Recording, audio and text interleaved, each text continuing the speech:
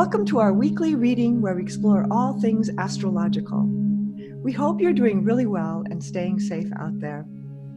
From our two different points of view in two different locations in the world, we bring to you a unique astrological perspective on what is happening right now across the globe. So here we go. This is Doom in LA and Gloom in the UK. And here we go for a week to remember coming up, and a week we just had to remember as well. Yikes is all I can say. There is so much going on, as you are experiencing, as we are all experiencing, that it does feel a little bit like doom and gloom. But as always with astrology, the purpose of it is to be able to work with the energies at hand, whatever they may be. And it has been a long, long time since we've seen aspects like we're having now. So on that note, I'm going to throw to Cary because he has found an interesting insight in terms of this Jupiter-Pluto conjunction. I have, and it's actually quite interesting because there's been quite a few times when Pluto and Jupiter have been conjunct in history, which has corresponded with plagues. So I was curious and I was looking on the internet and I saw that in 430 BC, 430 to 427 BC, Pluto and Jupiter were in Capricorn. And there was a plague in Athens where hundreds of thousands of people got wiped out. 1346 to 1353, there was the Black Death. Jupiter and Pluto were together in Aries. 1771, the Russian plague, Capricorn. 1918, Spanish flu.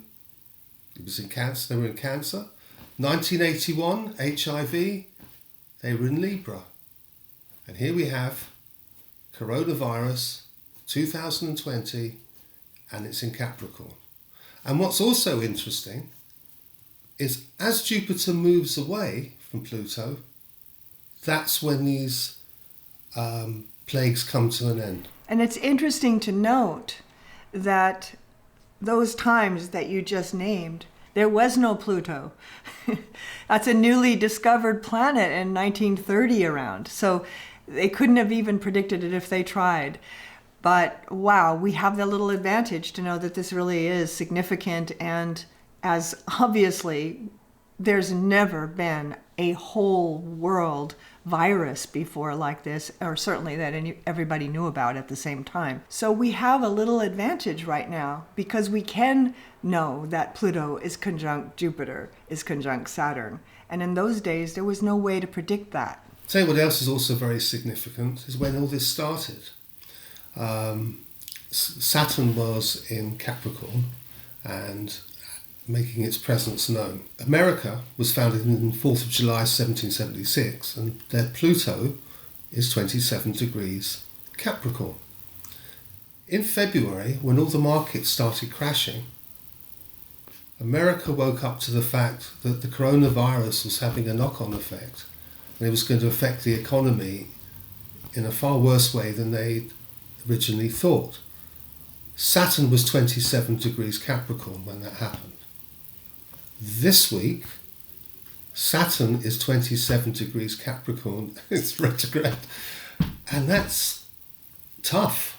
So this is a week where there's going to be some very tough communication taking place, especially with the opposition of Mercury to Jupiter, and then finishing off at the end of the week exactly opposite Pluto. Yes, there's a massive T-square from Mercury to that stellium with Saturn, Jupiter, and Pluto. And this coming weekend, and this is such a doozy of a thing, this next week, August 1st, there's going to be an exact opposition from Mercury to the stellium, plus the moon is acting like a trigger as it touches into that stellium, also squaring Mars. Those are not good conditions. These are the conditions of antagonistic, forward-moving, I'm right, you're wrong. These are scary aspects. They are fighting aspects. They certainly are. So expect some very strong talk this week. Expect some very strong communication. Not only on the world stage, but in your own worlds as well, because very strong communication is going to take place this week. And mind your temper, right? With Mars there squaring both this giant opposition, it's really true. It's not just the world, which is not just the world. It is also we in the world. We have to mind our own reactivity. It is very important to stay calm and rational as we move into this kind of irrational right and wrong positioning that the world has been in for some time and is acute this week. This is a very important week, and I think everyone should listen carefully to what the leaders of the world are talking about, because I think this is the week where very strong questions are going to be asked on many different levels. In the UK, they're asking about the government and how they reacted to COVID. I'm not sure what's happening in America. What's happening in America? Well, there's a lot of blame throwing going on, that's for sure. It's their fault, it's their fault, it's this country, it's this state's fault, it's this governor's fault. There's a lot of finger pointing happening. And we're also having a lot of action with China right now. Whew, it just feels like a powder keg to me. This is like an astrological earthquake, and like any earthquake, the ground gets taken up and then it settles down after a while, and it will settle down. And next week, after this, we're going to be coming to the full moon, which will add another energy to this. The other thing I want to just mention is that we have moved into the sun sign of Leo. And so it's very interesting as we come to the full moon in about 10 days, 2 weeks, that we will be having to work with Leo energy. And that Leo energy to me is about right use of power, right leadership. Now that of course applies to our leaders, but it also is the leadership, right leadership in our own life. To make good decisions, to be Solomon, to use wisdom in our decision making. This week it will be difficult because there's so much heat applied upon this for all of us we are triggered. With better news, there is a grand trine on Monday, which could at least give us some relief. So let it lift you a little bit. Use those energies. It is a time of inspiration. It's a good day for meditation and to start to try to work with these energies in an energetic fashion to help assist the highest good for all concerned in our world.